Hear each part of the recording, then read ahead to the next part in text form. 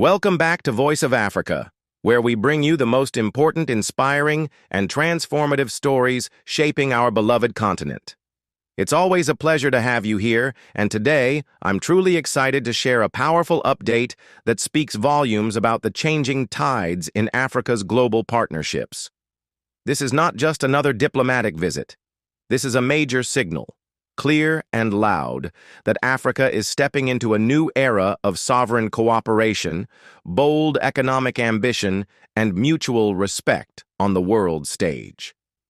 Our focus today is on a significant meeting that took place in Ouagadougou, the capital of Burkina Faso, and what it could mean not only for Burkina Faso, but for the future of African development and strategic alliances. Before we dive deeper, let me take a moment for a brief but important disclaimer. At Voice of Africa, our mission is to inform, educate, and uplift. We do not promote conflict, partisanship, or foreign influence. We celebrate African agency, African leadership, and the right of our people to choose their own path, free from external interference. This update is shared in that same spirit of peace, truth, and the pursuit of dignity for all African nations. Now, let's get into it.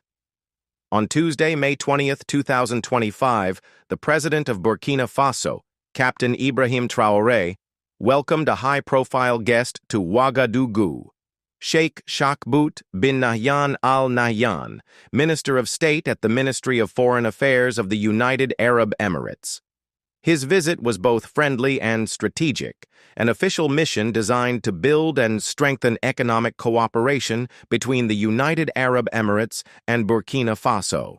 On the surface, this might seem like just another diplomatic exchange, but if you look a little deeper, you'll see it's part of a much bigger picture. Sheikh Shakbout was in Burkina Faso to deliver a personal message, fraternal greetings from His Excellency Mohammed bin Zayed, the President of the UAE, to Captain Traoré.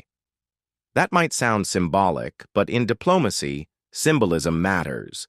A message from one head of state to another is a gesture of respect and recognition. It means the UAE is not just dealing with Burkina Faso as a transactional partner, they're acknowledging its sovereignty, its leadership, and its growing importance on the international stage. And let's be clear, this isn't just about diplomatic niceties. Real conversations were had, conversations about economic strategy, joint investment, and future projects. According to reports, the two leaders examined the best ways to deepen economic cooperation. That's where things get interesting, because Burkina Faso is no longer just asking for help. It's negotiating partnerships, and the UAE is responding. Let's reflect on that for a moment. In recent decades, most African countries have been viewed primarily as aid recipients, places where others come to give, lend, or support in return for control or access. But what we're witnessing now is something different. Under leaders like Captain Ibrahim Traoré, Burkina Faso is asserting itself, not only politically, but economically. The language of the conversation is changing. This is no longer about dependency, it's about cooperation, equality, sovereignty. And the UAE, for its part, seems to be recognizing the value of working with African countries on this new basis. Sheikh Shakbout himself emphasized the importance of what he called an old and exemplary cooperation between the two countries. Those aren't empty words. The UAE has long been building ties across the African continent in trade, infrastructure, energy, and logistics. But this visit marks something special, a moment of renewed interest in the Sahel and a gesture of political trust toward Burkina Faso at a time when the country is facing major transitions. He also said something worth highlighting. "We are very happy to be in Burkina Faso, a beautiful country with such a generous and welcoming people." Again, you might think that's just polite language, but it's more than that. When a high-ranking foreign official speaks in such positive terms about a country that Western media often portrays in negative light, it helps shift narratives. It challenges the doom and gloom portrayals we've gotten used to. It sends a message to the rest of the world that Burkina Faso, and by extension many African nations, are not only open for business, but worthy of respect. Now let's pause for a moment and say thank you to all our subscribers, our community members, and everyone who supports Voice of Africa. Thank you from the bottom of our hearts. Your support allows us to keep shining a light on stories that matter, stories of African progress, African resistance, and African pride. If you're a member, thank you for believing in this mission. If you're new here, consider subscribing and joining our growing family. We're building something powerful, and we want you to be part of it. Back to our story. You might be wondering, why does the UAE care about strengthening ties with Burkina Faso right now? Well, geopolitics is changing. Africa is no longer a silent player on the world stage. With global power balances shifting, countries like the United Arab Emirates are strategically aligning with emerging powers in Africa to secure long-term economic and political interests. Burkina Faso, under the leadership of Captain Traoré, has been charting a new course, one that prioritizes national sovereignty, security, and self-reliance. That direction appeals to partners who are also looking to diversify their global relationships beyond traditional Western alliances. From trade to infrastructure, from agriculture to technology, the UAE has the capacity to invest. And Burkina Faso, with its untapped resources and youthful population, has the potential to become a key player in regional development. It's a win-win, if managed correctly, and if rooted in mutual respect. This visit could also lead to practical outcomes. Increased Emirati investment could support infrastructure projects, expand energy networks, and open new avenues for trade. It could create jobs, support local industries, and offer alternative financing to what's typically available through Western institutions.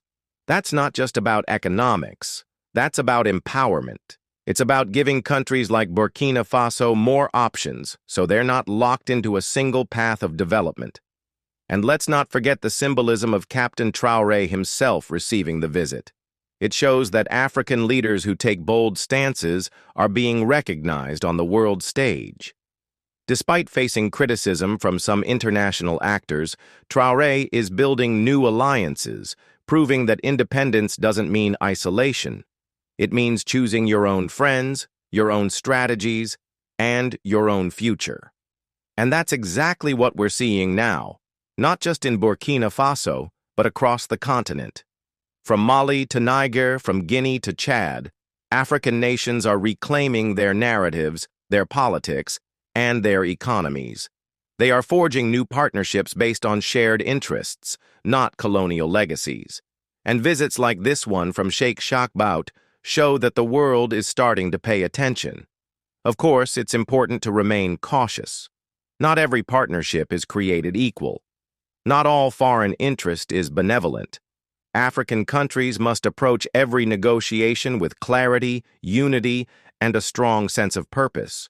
But when done right, these partnerships can be transformative. The people of Burkina Faso deserve economic opportunities.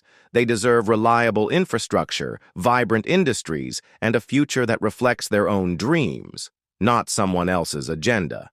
And if countries like the UAE are ready to invest without imposing, then let the doors be open. But let them be opened on Burkina Faso's terms. So what comes next? That depends on how both sides follow up on this visit. Words must turn into action. Agreements must serve the people. And above all, Africa must stay united in its vision. Because this is not just about one country. It's about the whole continent.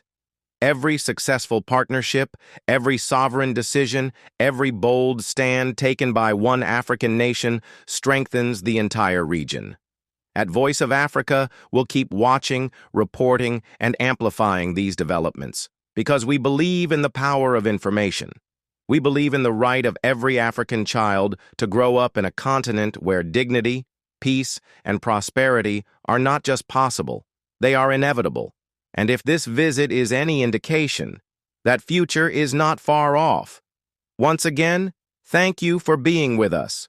Stay strong, stay proud, and stay connected to the heartbeat of Africa. This is Voice of Africa. Signing off until next time.